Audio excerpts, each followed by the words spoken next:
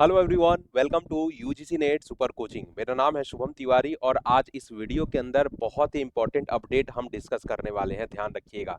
सबसे पहले मैं ये बता दूं आप लोगों को कि जो एजुकेशन है ना हमारा, वो एक बहुत बड़ी मुद्दा बनी हुई है हमारे देश में। ठीक है, यूपीएससी का आप हाल देख लीजिए, फिर से दिल्ली में कोचिंग की हाल देख लीजिए, फिर से हमारा एनटीए का पेपर देख लीजिए। तो कहने का मतलब है कुल मिला के कि एजुकेशन एक बहुत ही इंपॉर्टेंट मुद्दा बना हुआ है हमारे इस देश में। क्लियर है। उसी बीच एक खबर निकल के आ रही है यूजीसी नेट के एग्जाम के ऊपर आपके, ठीक है, कि री एग्जाम अपडेट आप बोल सकते हो। यहाँ पे जब 28 तारीख को पहली सुनवाई हुई थी तो यहाँ पे सुप्रीम कोर्ट का कहना था भाई साहब कि let students come here themselves. मतलब कि हमारे से गलती हुई है ना, पेपर आपका लीक नहीं था, लेकिन फिर भी ये स्टूडेंट को समझना चाहिए कि आपके पक्ष की बात हो रही है तो आपको अदालत में जाना चाहिए। हमारे जो एडवोकेट हैं, जो लगातार इसकी कोशिश कर रहे हैं कि आपका एग्जाम ना हो, रिजल्ट डिक्लेयर कर दिया जाए। हमारे एडवोकेट का नाम पता है आपको, उज्जवल गौर भाई साहब है ना।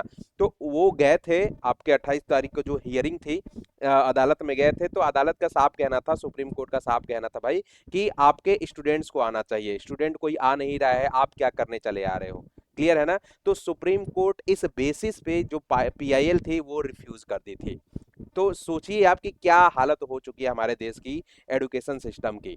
फिर से बल्कि हैट्स ऑफ है हमारे उज्जवल गौर साहब के लिए। वहां पे इन्होंने ट्वीट किया था कि उनकी जो प्रीवियस पीआईएल था ना, वो रिफ्यूज कर दिया गया था चीफ जस्टिस द्वारा, है ना।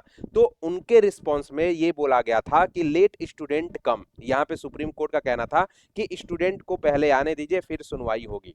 याद रखिएगा। अब उसी मामले में इन्होंने एक बहुत बड़ी कदम उठाई उज्जवल गौर भाई साहब ने, है ना। और उन्होंने स्टूडेंट जमा करना शुरू कर दिया कि भैया आपको इंसाफ मिला रहे, मिलते रहे, है ना, मिलना चाहिए। क्लियर है। हालांकि सीबीआई इस केस में जुटी हुई है, हालांकि पूरी तरीके से जुटी हुई है।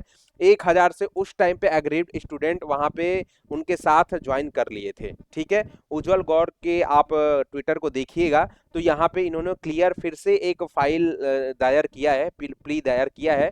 इन्होंने लिखा है अपने ट्विटर में कि filed a fresh petition for immediate cancellation of UGC net री एग्जाम।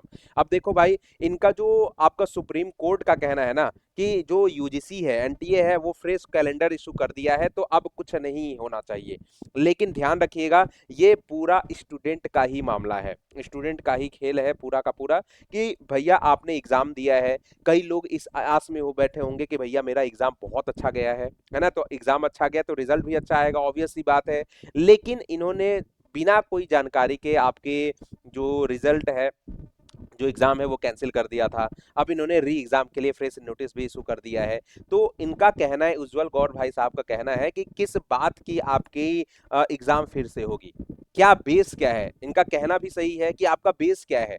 ठीक है। तो इसी बेसिस पे उज्जवल गौर भाई साहब ने फिर से एक पिटीशन दायर किया है सुप्रीम कोर्ट में। अब देखो क्या होगा। इनका ये भी कहना है कि हम लास्ट तक बने रहेंगे। हालांकि आपका एग्जाम का डेट सब कुछ निकल गया है, लेकिन कभी भी फिर से बता दे रहा हूं कि एग्जाम आपकी कैंसिल हो सकती है, रिजल्ट आ सकता है। लेकिन हालांकि दोनों तरफा ये बातें हो रही है।